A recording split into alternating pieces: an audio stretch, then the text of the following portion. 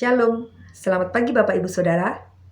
Hari ini kita akan kembali belajar kebenaran firman Tuhan dalam sekolah minggu Gereja Baptis Efrata, kelas remaja, pemuda, dewasa, dan senior. Syukur kepada Tuhan karena hari ini kita sudah masuk di buku pelajaran yang baru di triwulan yang kedua di tahun 2023. Tema besar yang diambil dari pembelajaran kita 3 bulan ke depan adalah keluarga Kristen yang berkomitmen. Kalau triwulan yang pertama kemarin kita belajar komitmen orang Kristen secara pribadi atau personal.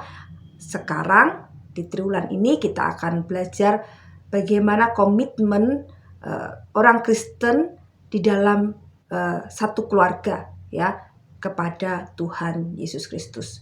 Nah, pada pelajaran yang pertama, hari ini kita akan belajar bersama-sama dengan tema berbagi peran dalam keluarga. Sebelum kita melanjutkan pelajaran kita, mari kita akan berdoa bersama-sama. Bapa yang baik, terima kasih untuk kasih setia Tuhan yang Tuhan limpahkan di dalam kehidupan kami, sehingga pada pagi hari ini kami boleh kembali belajar kebenaran firman Tuhan melalui sekolah minggu. Meskipun masih secara online, tapi kami percaya kami boleh mengerti dan memahami setiap firman Tuhan yang kami baca, renungkan, dan kami pelajari pada pagi hari ini. Yang menolong kami untuk terus bertumbuh di dalam Tuhan, menjadi dewasa dan menjadi anak-anak Tuhan yang senantiasa menyenangkan hati Tuhan. Terima kasih Tuhan, pimpin pembelajaran kami di sekolah minggu ini dari awal pertengahan hingga akhirnya, karena hanya dalam nama Tuhan Yesus Kristus kami sudah berdoa dan mengucap syukur. Amin. Kita akan buka Alkitab di dalam kitab Kolose pasal 3 ayat 18 sampai yang ke-21.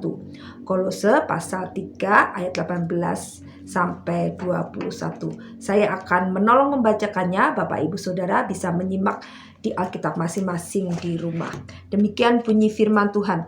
Hubungan antara anggota-anggota rumah tangga. Hai istri-istri, tunduklah kepada suamimu sebagaimana seharusnya di dalam Tuhan. Hai suami-suami, kasihilah istrimu dan janganlah berlaku kasar terhadap dia. Hai anak-anak, taatilah orang tuamu dalam segala hal, karena itulah yang indah di dalam Tuhan. Hai bapak-bapak, janganlah sakiti hati anakmu supaya jangan tawar hatinya. Bapak Ibu Saudara, kalau kita mengingat pelajaran ilmu pengetahuan sosial, ada bagian di mana kita pernah belajar tentang siapakah anggota keluarga kecil dan siapakah anggota keluarga besar. Ya, keluarga kecil terdiri dari ayah, ibu, dan anak. Sedangkan keluarga besar beranggotakan ayah, ibu, anak, masih ada kakek, nenek, atau paman, bibi, atau keponakan, atau anggota keluarga yang lain. Nah, hari ini kita akan belajar bersama-sama tentang peranan setiap anggota keluarga yang ada di dalam keluarga kecil kita untuk bisa dilakukan secara benar, dengan sungguh-sungguh, dengan setia, supaya keluarga kita menjadi keluarga yang harmonis, keluarga yang dipenuhi oleh damai sejahtera dan kasih Allah. Dan setiap anggota keluarga yang di dalamnya boleh merasakan keamanan, kenyamanan ketika setiap orang melakukan peranannya masing-masing dengan baik. Nah, bagian pertama yang kita pelajari adalah peranan seorang istri atau ibu. Di ayat yang ke-18 jelas sekali di situ Rasul Paulus menasihatkan bahwa seorang istri harus tunduk kepada suaminya, karena demikian seharusnya di dalam Tuhan. Jadi ketundukan istri kepada suami bukan karena keberadaan suami itu, tetapi oleh karena ini merupakan perintah daripada Tuhan. Setiap orang percaya diperintahkan oleh Tuhan untuk tunduk kepada otoritas yang ada di atasnya. Kalau anak-anak di sekolah, mereka harus tunduk kepada kepala sekolah, kepada peraturan-peraturan di sekolah. Kalau di dalam pekerjaan, ya, kita harus tunduk kepada pimpinan kita, kepada bos kita. Bagaimana dengan di rumah? Siapa yang memiliki otoritas sebagai pemimpin? Yaitu suami atau ayah. Suami atau ayah memiliki otoritas tertinggi di dalam keluarga sebagai kepala keluarga. Sebagai seorang istri yang menjadi penolong suaminya adalah suatu kewajiban untuk tunduk kepada suaminya, ya. Nah, ketundukan ini terjadi di dalam lingkungan keluarga, tetapi ketika seorang wanita berinteraksi dengan kaum pria di luar keluarganya, entah itu di dunia politik, entah itu di dunia pekerjaan, entah itu di lingkungan, maka wanita tidak semena-mena harus selalu tunduk di hadapan para pria. Maksudnya adalah ketika wanita ini memiliki otoritas yang lebih tinggi dari seorang pria, ya, di dalam pekerjaannya, mungkin di dalam lingkungan bermasyarakat, maka wanita ini bisa mengambil keputusan-keputusan sesuai dengan apa yang harus dia lakukan, ya. Tidak selalu menuruti apa yang dikatakan oleh para pria. Dalam artian wanita memiliki kesetaraan di dalam pekerjaan, di dalam berpolitik, di dalam pendidikan. Tetapi berbeda ketika wanita itu sudah masuk di dalam keluarganya dan dia memiliki seorang suami, maka mau tidak mau, suka tidak suka, dia harus tunduk kepada suaminya, ya. Ketundukan ini adalah tanda bahwa wanita itu adalah wanita yang taat kepada Tuhan. Karena Tuhan sendiri yang memerintahkan bahwa setiap orang harus tunduk kepada otoritas tertinggi di mana dia berada. Ketika wanita ini ada di dalam suatu keluarga sebagai seorang istri, maka dia harus tunduk kepada otoritas suaminya. Nah, bagaimana dengan wanita-wanita, istri-istri yang memiliki suami yang mungkin kasar, tidak mengenal Tuhan, berlaku jahat? Apakah sang wanita atau sang istri ini harus tunduk kepada suami? Ada pengecualian yang terjadi ketika sang suami adalah orang yang jahat, orang yang kasar, orang yang tidak mengerti akan kebenaran firman Tuhan, bahkan cenderung untuk selalu berbuat dosa dan mengarahkan atau menyuruh istrinya, bahkan anak-anaknya untuk melakukan dosa, maka sang istri bisa tidak tunduk kepada suaminya, ya. Karena firman Tuhan mengatakan ketika kita diperhadapkan kepada suatu keputusan, apakah kita mengikuti manusia yang mengarahkan kita kepada kejahatan atau kita melakukan firman Tuhan, maka kita harus lebih tunduk kepada Allah. Oleh karena itu, sang istri bisa dengan bijaksana menolak setiap perintah-perintah, setiap arahan-arahan sang suami ketika sang suami meminta sang istri untuk melakukan dosa atau melakukan kejahatan. Bahkan istri bisa membela dirinya ketika sang suami dengan semena-mena berbuat kasar, melukai sang istri, ya. Bisa datang kepada pihak-pihak yang berwenang yang memberikan perlindungan kepada orang-orang yang mengalami kekerasan dalam rumah tangga. Itu bisa dilakukan. Oleh karena itu, bagi saudara-saudara dan yang belum masuk di dalam jenjang pernikahan, mari kita lebih berhikmat lagi, lebih bijaksana lagi dalam memutuskan untuk menikah, dalam artian memilih pasangan hidup kita, supaya tidak terjadi sesuatu hal yang tidak kita inginkan, yang pada akhirnya akan membuat kita menjadi hidup tidak aman, tidak nyaman di dalam keluarga kita. Ketika kita masih bisa memilih sebelum kita masuk di dalam jenjang pernikahan, marilah kita memilih orang-orang yang takut akan Tuhan, ya. Pria-pria yang bertanggung jawab, pria-pria yang suka melayani Tuhan, ya. Jangan asal memilih yang penting ganteng, yang penting kaya, tetapi tidak memiliki kasih, bahkan tidak mengenal firman Tuhan, maka di dalam keluarga kita nanti kita tidak tahu apa yang akan terjadi. Tetapi kalau kita memilih pria-pria atau calon suami, orang-orang yang takut akan Tuhan, orang-orang yang setia melayani, yang mengenal kebenaran firman Tuhan, maka kehidupan keluarga kita akan lebih mudah, ya, daripada kita menikah dengan orang-orang yang tidak seiman, orang yang tidak mengenal firman Tuhan. Ketika ada persoalan, ketika ada kesalahpahaman, ketika ada sesuatu yang mulai melenceng, maka suami dan istri bisa saling mengingatkan sebagai satu pasangan yang saling melengkapi satu dengan yang lainnya. Itulah hal yang pertama yang kita pelajari. Jadi, istri-istri, ingatlah bahwa suatu kewajiban bagi kita untuk tunduk kepada suami kita. Memang tidak mudah, perlu kerendahan hati. Kadangkala kita memiliki ego tersendiri dan merasa bahwa kita juga punya hak, kita juga benar. Tetapi ketika kita diperhadapkan dengan otoritas yang telah Tuhan berikan bagi suami kita untuk menjadi kepala keluarga, apa yang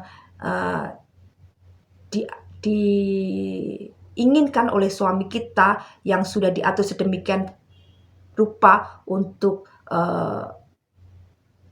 keluarga kita, maka mau tidak mau kita harus, suka tidak suka, kita harus melakukan semuanya itu.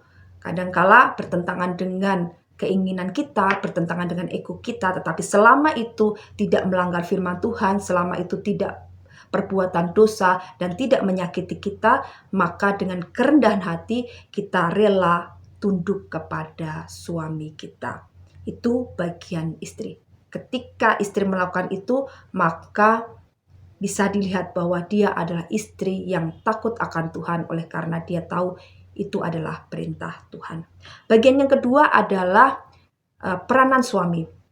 Peranan suami yaitu di ayat yang ke-19. Hai suami-suami, kasihilah istrimu dan janganlah berlaku kasar terhadap dia. Ya. Jadi peranan suami adalah mengasihi istri. Mengasihi istri seperti Tuhan Yesus mengasihi jemaatnya. Bukan suatu hal yang mudah, bukan suatu hal yang gampang. Kalau kita lihat di Efesus ya, di Efesus pasal 5 ayat 22 sampai 28 dan ayat pasal 6 ayat 1 dan 4. Di situ jelas sekali bahwa sang suami dituntut untuk mengasihi istrinya seperti Kristus mengasihi jemaat. Kita tahu bahwa bagaimana Kristus mengasihi jemaat. Dia rela berkorban, dia rela mati bagi jemaatnya, bagi orang-orang yang dikasihinya, tanpa menuntut balas apapun. Jadi demikian pula sang suami harus dengan penuh kasih rela berkorban, bahkan rela mati untuk istrinya. Bukan suatu hal yang mudah, ya, karena mungkin rela berkorban waktu, uang, oke lah. Tetapi jika kadangkala harus mengorbankan nyawanya bagi istrinya, tidak semua orang bisa melakukan itu. Ya, kadangkala kita suka mendengar ya, apalagi ketika masih berpacaran ya. Wah, janjinya muluk-muluk. Saya akan mengasihi engkau, saya akan melindungi engkau dan lain sebagainya. Tetapi ketika sudah masuk ke dalam pernikahan, ya, harapannya itu memang terjadi, tetapi seringkali banyak yang akhirnya mengingkari janjinya, tidak bertanggung jawab, tidak memperhatikan istrinya, tidak memperhatikan keluarganya, hanya sibuk dengan keinginan, hobi, dan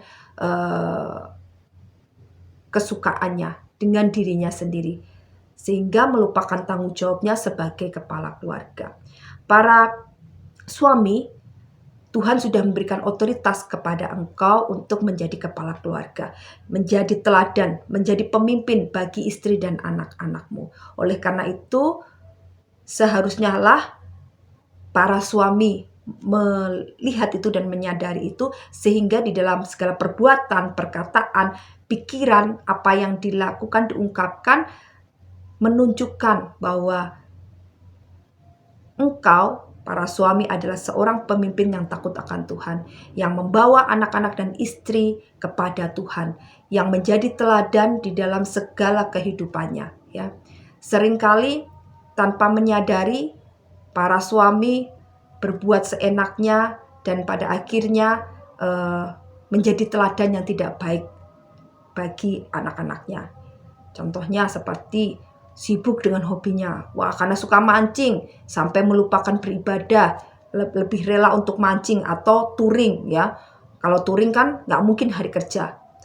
Yang memungkinkan pasti hari libur seperti Sabtu dan Minggu. Padahal hari Minggu harus pergi ke gereja. Tetapi mengorbankan untuk beribadah demi touring, demi memancing ya. Itu tidak menjadi teladan dan bukan seorang pemimpin yang baik. Kemudian apalagi merokok ya. Para pria seringkali tanpa menyadari bahwa mereka merokok di depan anak-anak, merokok di depan istri, itu tidak menjadi teladan yang baik bagi keluarganya. Nah, perlu menyadari hal itu. Mari para suami bersama-sama memperbaiki diri untuk bisa menjadi seorang pemimpin yang baik, seorang yang dipercaya Tuhan, memiliki otoritas sebagai kepala keluarga, bertanggung jawab kepada istrinya, bertanggung jawab kepada anak-anaknya, penuh kasih, tidak kasar. Dalam firman Tuhan dikatakan bahwa jangan berlaku kasar terhadap istri. Wanita itu adalah wanita yang lembut hatinya. Kalau pria semuanya berdasarkan logika, tetapi wanita berdasarkan hati ya. Jadi pahamilah ketika ada masalah istrimu tiba-tiba menangis ya.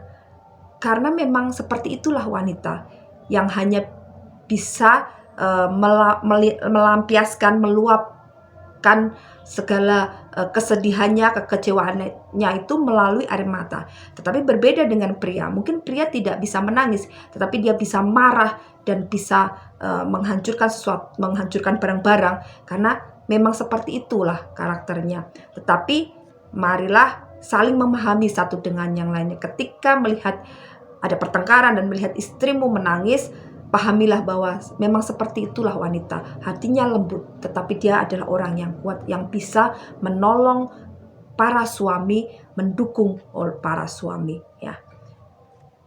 Belajar untuk memahami istri, belajar untuk bersikap terus lemah lembut terhadap istri. Bagi para suami yang mungkin memiliki karakter yang keras dan kasar, karena firman Tuhan mengatakan bahwa suami, janganlah engkau berbuat kasar kepada istrimu, tetapi harus mengasihi dengan sepenuh hati tanpa menuntut balas. Nah, ada suatu hal yang perlu kita ingat. Peran istri dan peran suami di dalam firman Tuhan, yaitu istri tunduk kepada suami dan suami mengasihi istri, itu harus dilakukan secara bersamaan. Bukan saling menuntut, oh kamu harus mengasihi saya dulu, oleh karena itu baru saya akan tunduk kepada engkau. Suami juga berlaku seperti itu ya, berkata seperti itu, kamulah yang harus tunduk dulu kepada saya, baru saya harus mengasihi engkau. Tidak seperti itu. Tanpa melihat apa yang dilakukan pasangan kita, maka secara sadar, karena ini adalah perintah dari firman Tuhan, kita melakukannya. Entah istri kita tunduk atau tidak kepada kita lebih dulu, kita harus terlebih dulu mengasihi dia seperti Tuhan mengasihi jemaatnya.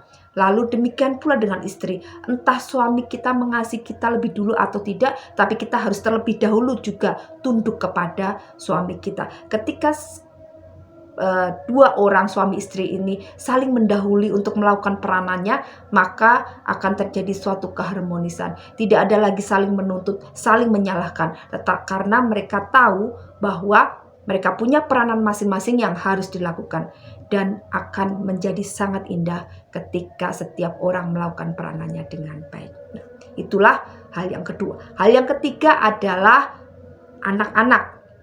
Anak-anak, taatilah orang tuamu dan hormatilah mereka. Kata firman Tuhan, ketika kita menghormati dan taat kepada orang tua kita, ada berkat berkelimpahan yang diberikan Tuhan di dalam hidup kita, yaitu kita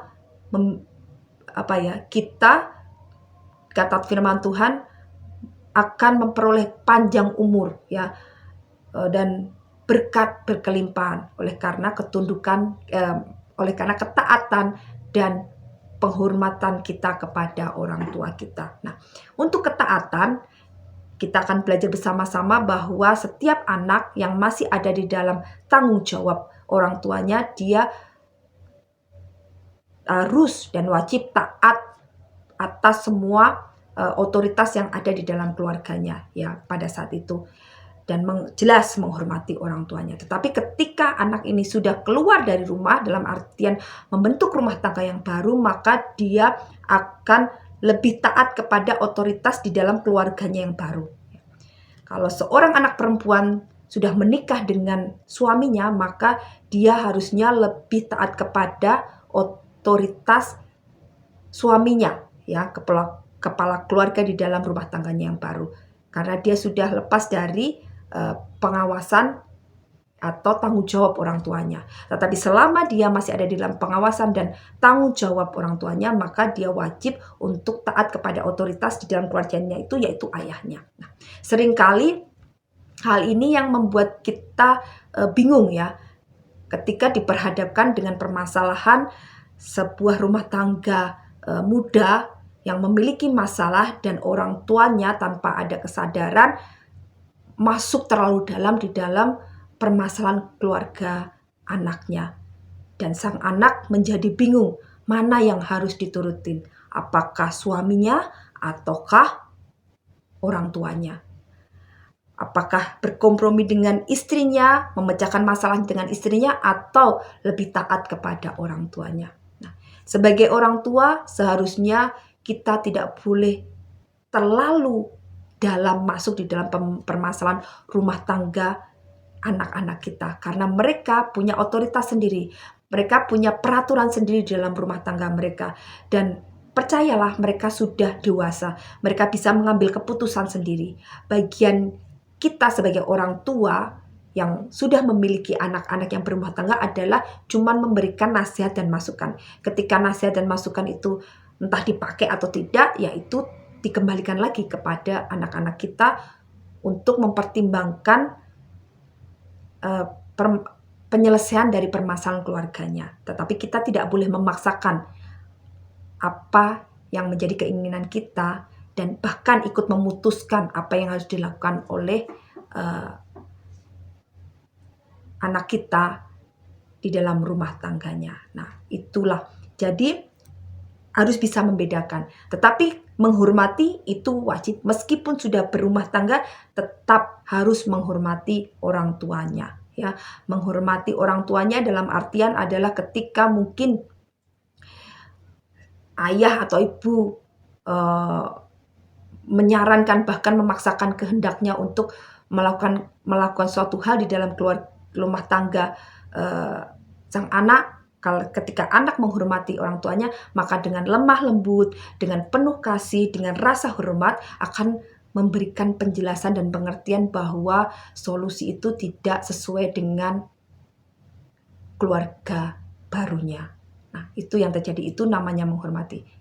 Tetap menjalin hubungan, tetap mengasihi, tetap memperhatikan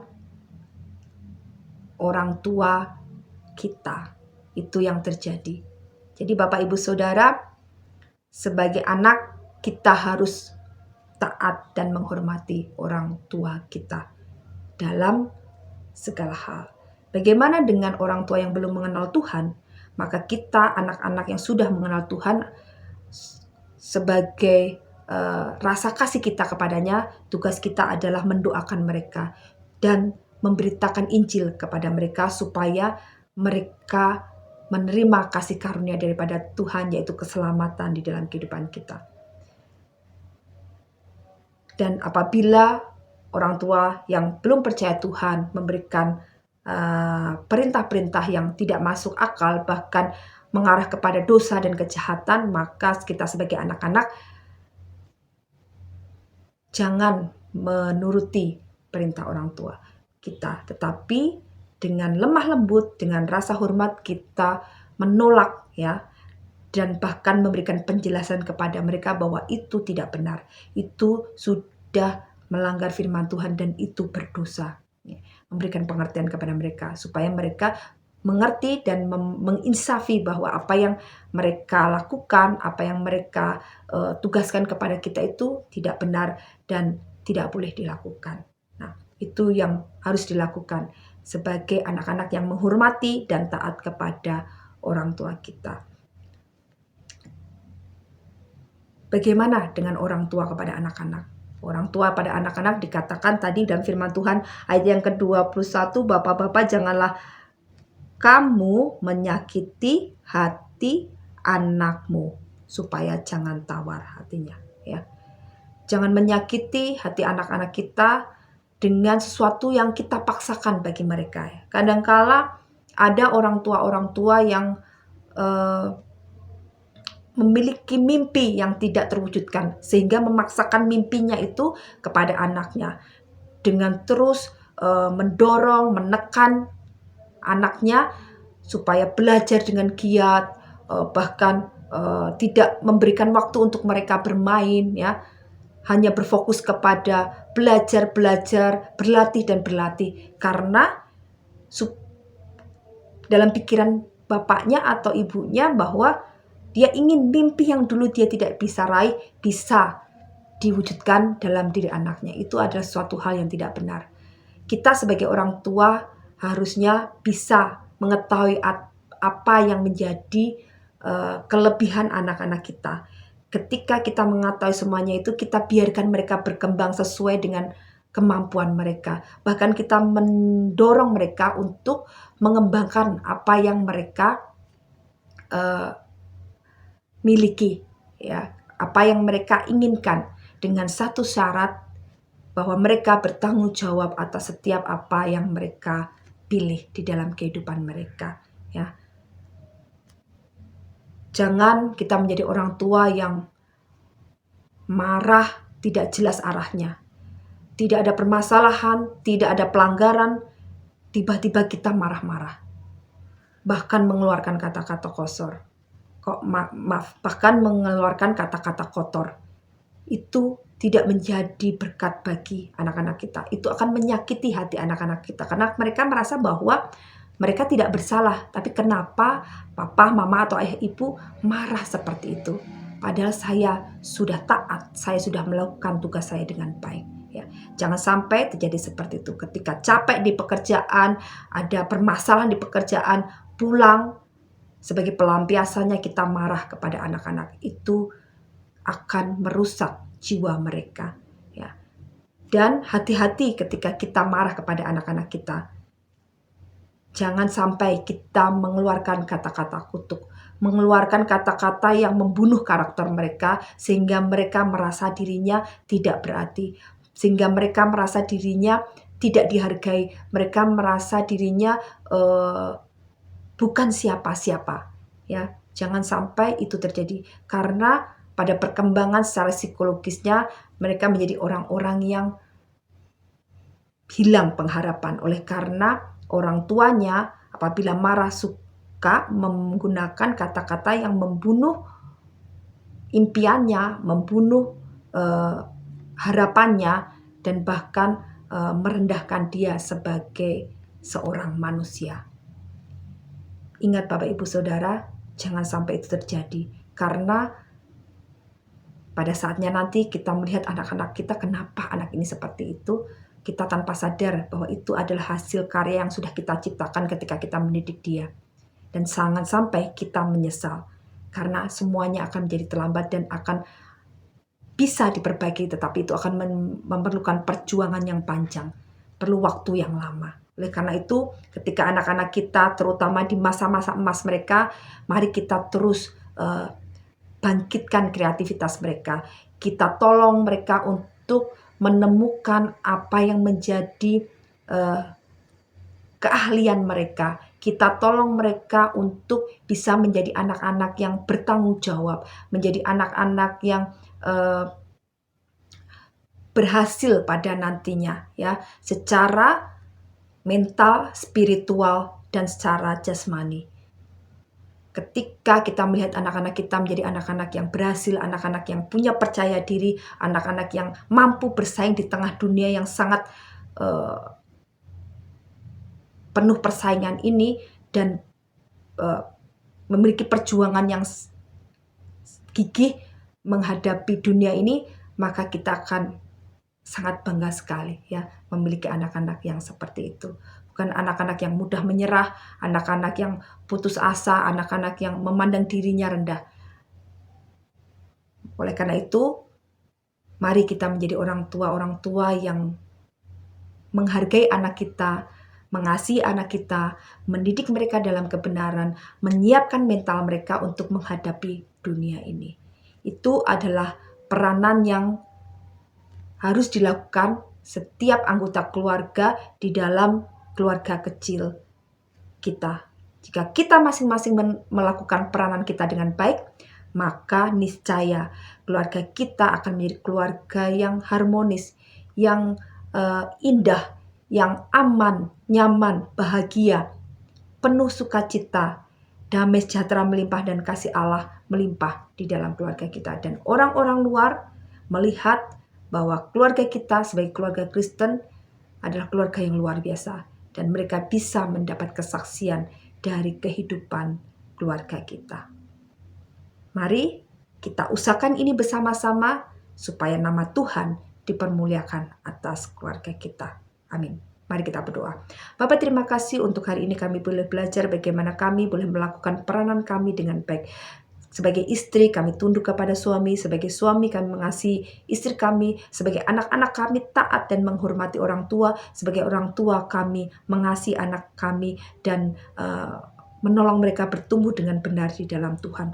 Kami serahkan semuanya ke tangan kuasa Tuhan. Tolong kami Tuhan ketika kami melakukan peranan kami masing-masing di dalam rumah tangga kami, supaya kami boleh saling melengkapi, saling menolong, saling menguatkan di dalam keluarga kami, sehingga keluarga kami senantiasa dipenuhi damai sejahtera dan kasih Allah, dan setiap anggota keluarga merasa aman dan nyaman di dalam rumah tangga kami, dan nama Tuhan dipermuliakan atas rumah tangga kami. Terima kasih Bapak, terima kasih. Kami serahkan kehidupan kami dan kehidupan keluarga kecil kami ke tangan kuasa Tuhan. Bila Tuhan berkuasa, memimpin, menolong, dan senantiasa menyertai, bahkan memakai keluarga kami sebagai berkat dan kesaksian bagi orang-orang di sekitar kami. Terima kasih Bapak, ampuni segala dosa-dosa kami. Dalam nama Tuhan Yesus Kristus kami sudah berdoa. Amin. Selamat pagi Bapak Ibu Saudara, Tuhan Yesus memberkati.